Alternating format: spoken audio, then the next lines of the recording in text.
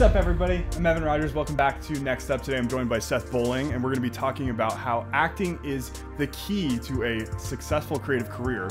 And Seth, you've done a number of different... This is going to be hard to be serious during this interview. Me and Seth have been around for a long time doing a lot of stuff. Same with Is it because my Nate. resume is so comical? Or? Dude. Not even, Is bro. that bad? No, it's good. It's good. Oh my gosh, this is going to be hard. But we're specifically talking about acting and how acting kind of transitions into a lot of other roles very cleanly in film, and how you can, you've done a lot of camera operating, some DPing, a little bit of everything, producing, directing. I think I wanted to start out by talking about just how important it is when you choose to do a film career, that the history of where film came from. And I know you've studied and watched a lot of films, and I wanted to know kind of your perspective on how things kind of came together for you acting wise based off what you watched as a kid or whatever like that. Yeah, I mean, I think when I was younger, I remember going to a movie theater, and I would watch these movies, and then you'd see a really cool movie or a really emotional movie or sad movie or whatever it is, and then you'd feel that emotion in the theater. And I remember thinking man, I'm like as a kid, 12, 13, 14, feeling these emotions and feelings. And I was like, wow, what is happening to me? And not maybe at the time totally realizing it was watching that story or watching that movie that was, I was getting sucked into the story. I was super into the characters and what those actors were doing and what was happening. And then, at 12, 13, 14, your imagination is just so, running wild. Active. Yeah. I mean, then I'd go home and imagine myself in that movie or in that world. If it was, Spider-Man, I'd imagine I was Spider-Man, and, so that was number one. I think that when I was younger, I was like, okay, the movies are doing something to me here. I'm feeling something when I go to the theater, that I'm drawn to these things. But then it was also, and which I didn't realize later, nobody in my family is involved in film. But my parents are incredible storytellers. And I don't even think they know they're incredible storytellers. I remember growing up, and I would sit, with my dad or my mom, with their friends or family. And I mean, for hours, because I grew up on a ranch. So we'd rope, do the whole thing, and then afterwards, usually everybody who'd come over and rope would just sit around and hang out for a few hours into the night. And I remember my dad and his friends, just for hours, I could sit there as a kid just listening to them talk about stories from when they were younger, or people that they knew, or funny things that had happened, or even tragic things that were happening, or serious things that were happening. Even if it was just gossip about other people. I mean, the way they would just build these stories and portray these people, I was just like, oh my gosh, I was so fascinated. And I think as I got older, both of those things were still very true to me. The impact that I felt like movies were having on me when I would go to the movies, as well as listening to my parents specifically, just be telling stories about people. I mean, I could still do that, for long periods of time.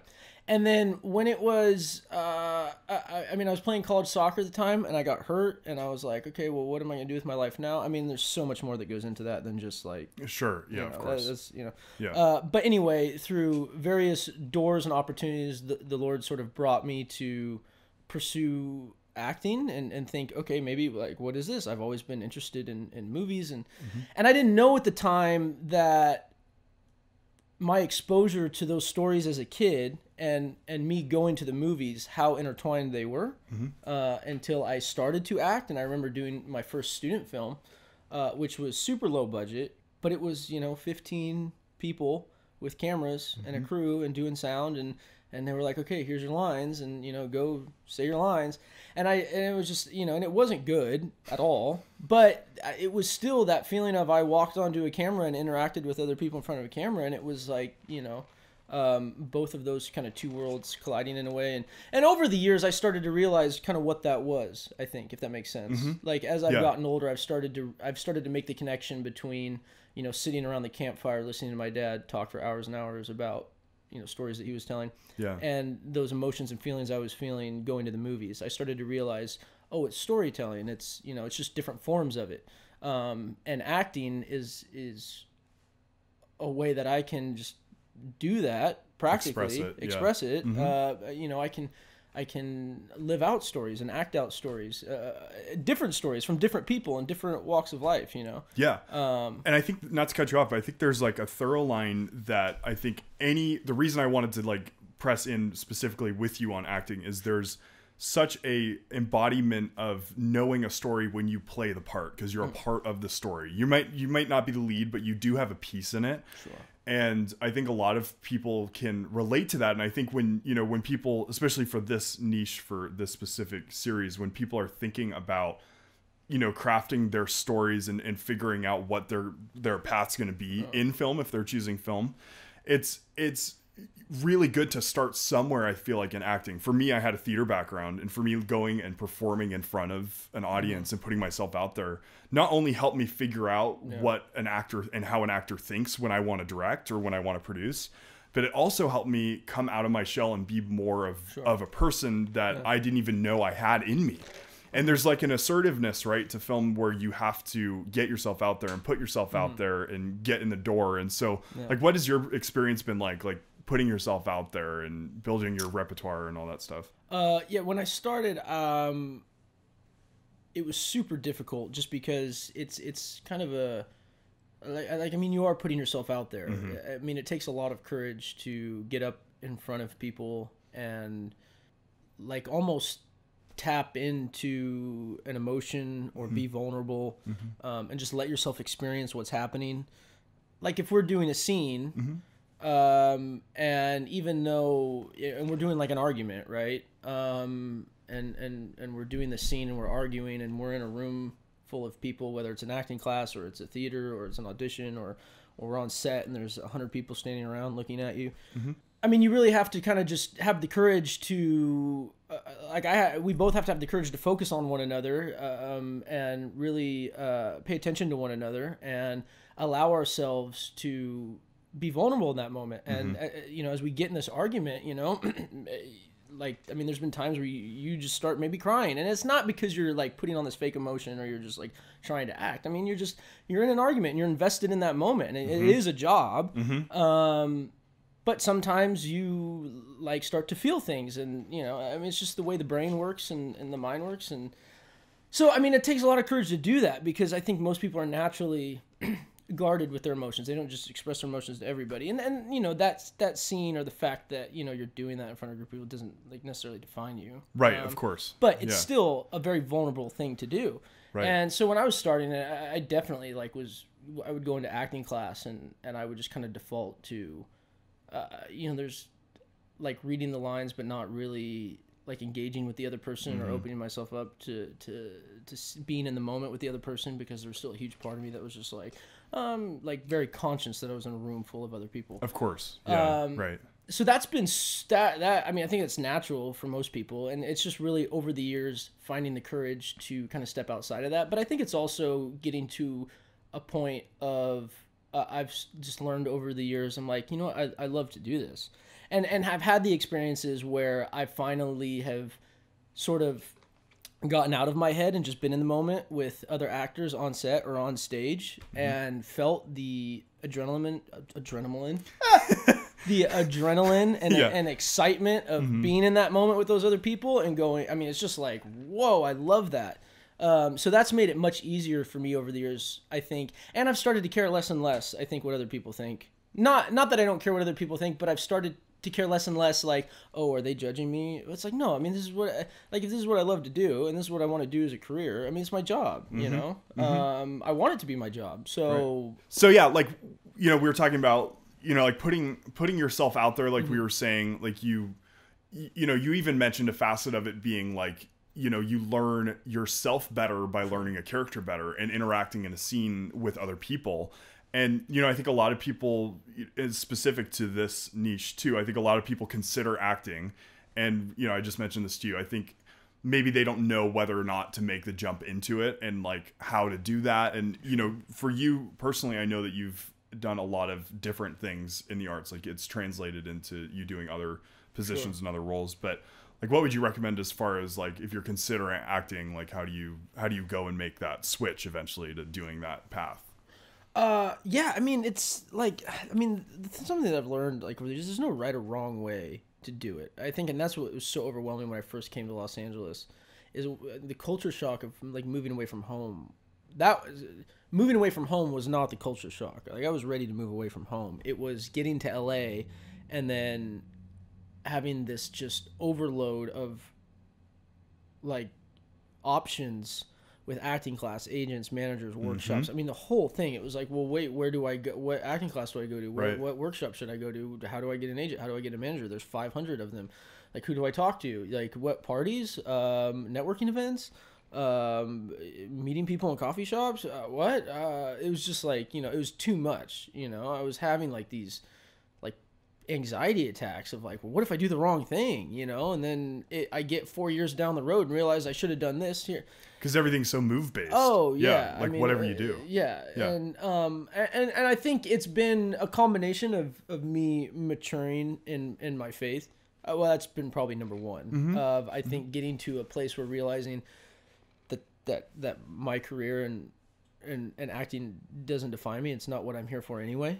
And becoming more confident in Christ and not what I accomplish, because it shouldn't be about that. And if the Lord doesn't want me to do this, then I'm not going to do it. Right. And being okay with that. Because, being a believer in Hollywood is not easy, and it does make it more difficult, and it does limit options. And I've talked to a lot of believers. I shouldn't say a lot, but I've had conversations with people that are like, well, I tried that, but you just, just being a Christian, it just didn't work. And I'm like, I don't want my faith to be the reason why it doesn't work. If it doesn't work, it doesn't work. Like, it's not what the Lord has for me. He has something else for me, and he'll shut that door. But I'm at a point in my life where, like, I have a desire to do this. And I'm not at a point yet where I have a family like counting on me, and like I have this job offer over here that's like, okay, this job will put food on the table for my family, and acting is not really doing that, but I'm going to just say no to that job offer because I'm going to just keep chasing my dream. And then my family's sitting there going, well, we need to eat, so I'm not in that position because I think, maybe if it gets to that point, then it's like, okay, maybe that would be an example of a clear way the Lord's saying, hey, maybe this isn't what I have for you anymore. Okay. But I'm not there. So, why not go for it? So I think that's been number one, in terms of, I think if you're going to pursue it, I mean, if you're a believer, if you're not a believer, then, it's a different conversation.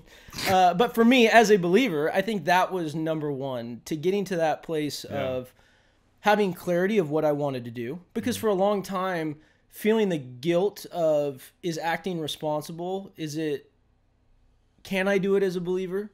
Should I do it as a believer? Is it responsible? Am I being faithful with my time and my resources? Even though it's what I wanted to do, I really wanted to do it. There was this constant like, but I don't know. I mean, like directing, writing, producing, stunts. Those things are easier to do as a believer. I know more believers that do those things than believers that act and are acting successfully. So maybe I should do one of those roles. And then over the years, just as I did those things, realizing I'm thankful for those things because it's income and it provided me, and I learned so much and I built so many relationships. But I think it was really last year I got to a point where I was like, no, I want to act. Like, that's what I want to do. And the Lord had provided me a couple opportunities before that. It just kind of came out of nowhere to do a couple movies that it literally just came out of nowhere. I mean, beginning of 2019, I'd never done a feature film. Right before COVID, it's like, okay, I've just done 2 in like the span of a few months. That's crazy. And it was just out of nowhere. I didn't do anything to set that up. It was just completely the Lord saying, okay, here, go do this.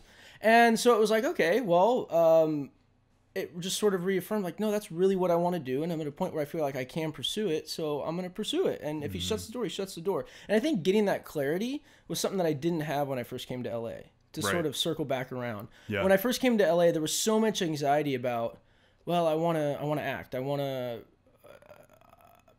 But I think I was wanting to do it for maybe the wrong reasons. I just liked the idea of being an actor.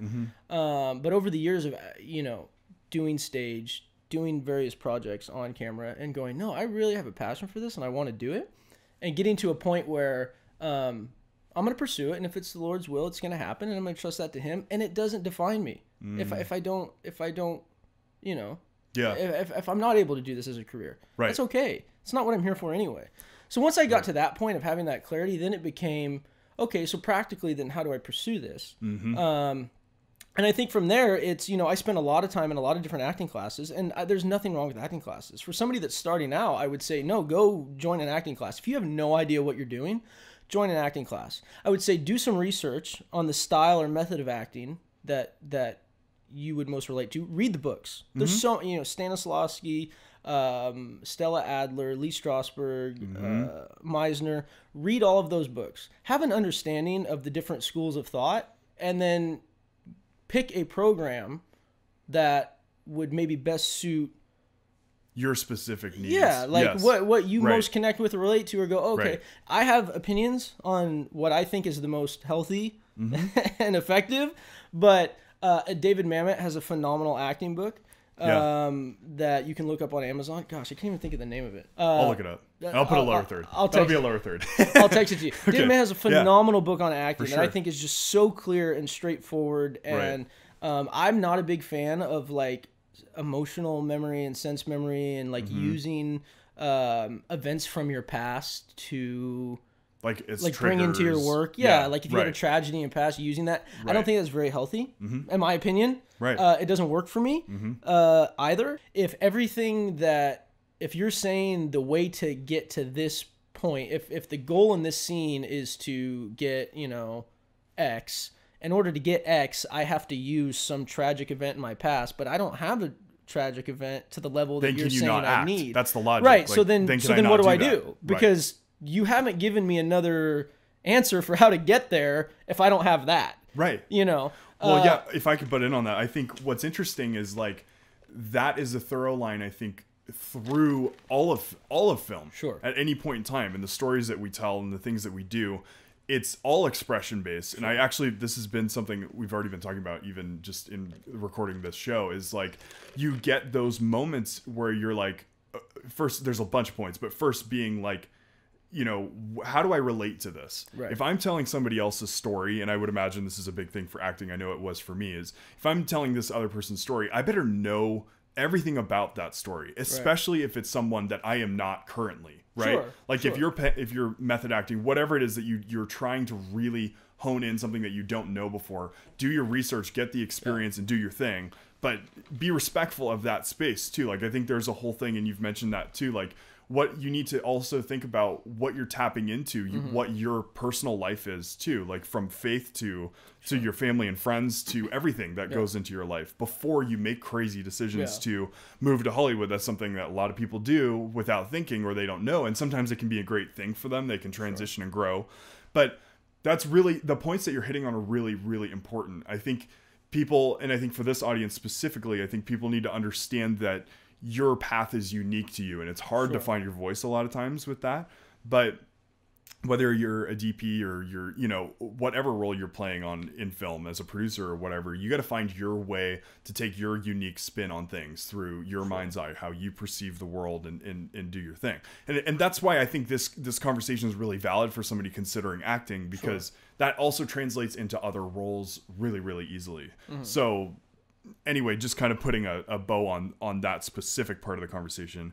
Maybe speak a little bit to, you mentioned earlier a bit of the networking aspect of, you know, getting your foot in the door and being in the room, and like, what's been your networking strategy, if you have one, or, you know, what does it come from a genuine place, or like, how do you connect with new actors, new directors? Like what's your experience? Yeah. I mean, it's been, kind of all, I mean, I've just been like, there's no answer. I mean, really, it's like, you just, I think like going back to the previous question in terms of like, you do like, just do research. Like you want to be an actor, like research, read books, pick a program that you feel like will best suit that, and just go do it. Yeah. And then you're going to meet people and have conversations, and when you talk to people, don't like network with them. Just genuinely just try to get to know them. Right, that's such a buzzword, right? Like so many people. Then it's not. Then they plug themselves too much, or like there's not like. It's like just change. It's not healthy. I think you just change your perspective. It's like, look, you just if you're going to go join an acting class, like, you're going to be with these people every week. So like, don't worry about like, networking or what you can get from them. It's like, you're going to see them every week. Just try to build a relationship with them, and stuff will develop naturally out of that. And then, and then you're putting yourself, you're just getting on product, go do theater, find a theater, audition for a play, audition for short films. If you've never done it before, you got to start somewhere. And student films is one of the best way to do it. Especially if you're in LA. Even if you're not in LA, any big city has a university. Is less too, and you can put yourself out there, find your style, and any big city you're in has a university with a film program, and with film students making short films. So, and if you don't, buy a camera and set up a camera and just shoot a scene with your neighbor, your sibling, whatever. I mean, just shoot something and get on camera, or put on a play in your backyard and just start acting. I mean, that's the best way to do it. I mean, after acting class, I mean, at a point, you can't be in acting class forever. Like, you got to start acting. And that's where you're really going to start learning. When you have an audience and people responding to what you're doing, that's where you're going to learn the most. And through that is when you're going to meet people. And as you meet people, it's just like any job. You figure out who you like working with, who you don't like working with. I mean, I worked in a number of jobs over the years that have nothing to do with film. And it's like anything. You are working in a restaurant, or doing valet or construction, and it's like there's people on the job that it's like, oh, I get along with that guy, I connect with that guy, and I don't really want to hang out with him after work, because I just, it's like, it's the same thing. You just meet people, and then your network, let's say community, builds out from there. And I've been super fortunate. I mean, that again, in my community of graduating from masters and at Grace, that I've met some people that have just been like life-changing. Specifically, I would name like Knack Neck Design. It's Knack Neck Films now. Edit that. Knack Neck Films. Cut that out. Graham and Ryan at Knack Neck Films. I mean, those guys, they started hiring me, when I was still in college, to do camera work for them, initially as a PA, AC, and then eventually a camera operator. And the people that I've met through them, through knowing them, and them just being like mentors and older brothers to me in that way, I can't even. Graham hooked me up with my current agent, because she was like a second mom to him when he was growing up. And, so that's just one example of. And it's like utilizing, we talked about this before in a previous episode, like it's utilizing the fact that you're horizontally, like indirectly connected with people that and you don't even think about it, right? But that's something that's a big misnomer. Is I think a lot of people, when they're trying to get out there and connect with people, they're like, why can't I meet anybody? I'm like, you're DMing people, or you're trying to email them, and you're not getting a response. But I mean, that was the Lord opening that door and bringing those relationships into my life. And those guys have been not just from a work perspective, but just as far as spiritual growth. I mean, have just poured into me in so many ways. Like, I'm just so thankful for that. And it just so happens it's like they are in the same field that I'm doing. And so, you find those people along the way. And there's been a host of other people that I've met along the way, or have done jobs with, and like, hey, you're a cool guy, let me get your number, follow you on Instagram. And you don't talk to them for a long time. It's like, that's fine. Like, you'll catch up with them down the road, or you won't, or they'll need you. I've actually got a really good example. Before I ever moved to LA, my cousin, who rodeos, we were rodeoing, and all through high school, and he does not do film at all. He was dating the daughter of a stunt coordinator who was in Louisiana working on Magnificent Seven, needed a horse rider on a show in LA, told my cousin, hey, you know anybody that can ride horses on this show, that's about like this, looks like this? And my cousin was like, yeah, my cousin rides horses and he's trying to be an actor. He could do it. So I get a call from, a stunt coordinator. Hey, I need you to go to LA to work on this show. And I'm like, okay. And this was like, like years ago. It was like the first big time job I ever did. And they're like, yeah, you got to go down to LA. And I was like, okay, sure. Yeah. So I drive down to LA. Lost half of what they paid me because I got a speeding ticket, but they were paying me a lot, so I still broke even. But so I get down there, and because that stunt coordinator was in Louisiana on that movie, I met the guy who was covering for him, Tim Mikulecki, who, awesome guy. We worked together, got his number, we go our separate ways. I texted Tim maybe I don't know, once or twice a year for the next 3-4 years. And he would always respond and say, hey, dude, yeah, good. But I mean, you think about that, like in 4 years, like we've shared like maybe 10 text messages, just occasionally on the radar, right? And then summer of 2019, I get a phone call out of nowhere. This is like 4 years later. And he says, hey, dude, I need somebody to come ride a couple days on this movie. You want to come do it? Sure. So I show up, do the thing. Me and Tim, it reconnect like it was yesterday. Like it was yesterday. I mean, Tim's just that kind of guy. Right. And he, so we just reconnect. He's that kind of guy. And we, and it was my first time like on a big movie, and he knew that, totally took care of me. And then about a few days into shooting, he says, hey, they haven't cast this part yet. It's actually the younger version of the guy you're doubling. There's this whole sequence and scene, they need in this movie. And I'm thinking, really? He's like, yeah, you should go talk to the director. So he walks me over and talks to the director for me, and I get the part. It's like, this is my first part in a movie. Just out, through that, just whole network of knowing him. And then he, and that relationship with Tim led to, just a number of other relationships of people that he introduced me to, who then a guy hired me for a job, and then I ended up meeting my current roommate, and it's just like, it compounds. Boom, boom, boom. That you would never, like, I could have never just met those people or even been on any of their radar on my own volition. It was just sort of the Lord opening doors, and you meet people, and you just be chill and casual, and someday the phone will ring, and then when it does, you say, okay, yeah, and you show up and you be professional and you be respectful, and people recognize that, and you work hard, and people recognize that, and they go, okay, I want to be around you. So it's not just you going, oh man, I really like this person, I really like working with this person, but you work hard and you do your job and you be professional, and then they're like, oh, I want to be with you. It's like, okay, cool, and then they keep calling you, and then that's just kind of how it goes, and yeah, it's so key, like, to kind of land the plane here. Like, it's so key and important, whatever role you're playing in film, to really build that community, that micro space, and building that network. I know it's a buzzword, but like building that network and creating it, just like what Seth was saying.